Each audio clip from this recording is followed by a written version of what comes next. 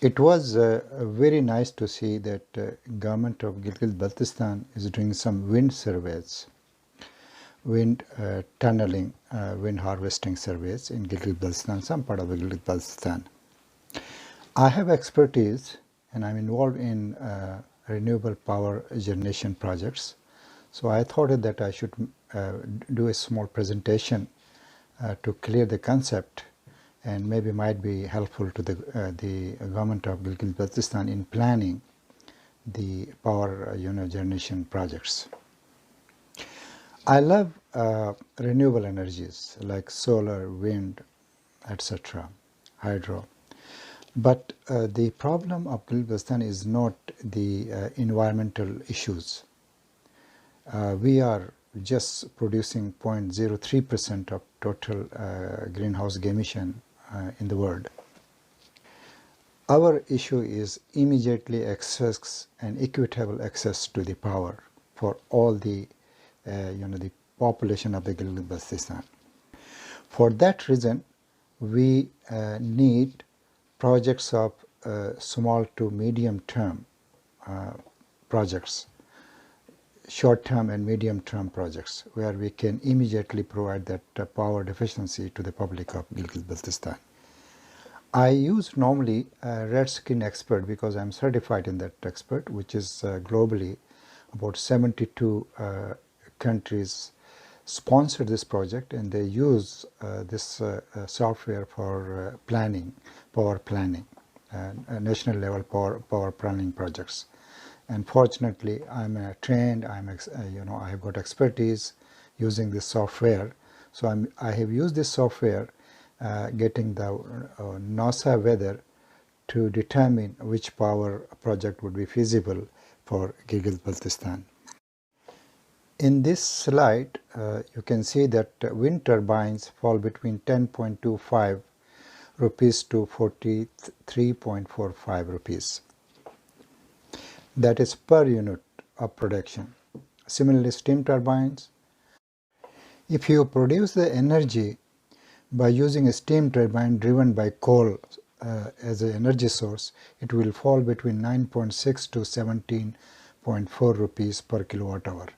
And reciprocating natural gas 7.8 to 49.2, reciprocating diesel 28 rupees to 66.1 rupee, photovoltaic 8.72 to 41.5 rupees per kilowatt hour, and hydro turbines 9.9 to 50.2 PAG rupees per kilowatt hour, and gas turbines combined cycle 5.67 to 30.9 PAG rupees per kilowatt hour, and similarly gas turbine natural gas driven 6.48 to 39.6 kilowatt hour. So PAG rupees per kilowatt hour, that will be the unit cost. We have very limited resources like access to funds, access to money, access to the funding from central government, because we depend on central government's funding. So PTI government for Gilgit Baltistan should concentrate developing a mixed power projects. I keep on repeating that our problem is not greenhouse gas emission. We have to control our microclimate.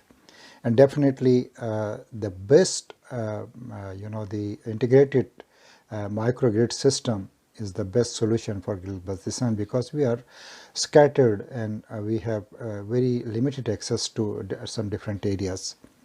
What I would recommend is that immediately the GB of Gilgit Baltistan should install at least 1 megawatt combined cycle, natural gas driven combined cycle power projects for each districts, the major hubs of the business. And the central government should ensure the supply of natural gas to these, the districts for these combined cycle power plants. The potential for definitely for the solar is more than the potential for wind in Gilgit Baltistan from the NASA sources, which you can see in the next my slide.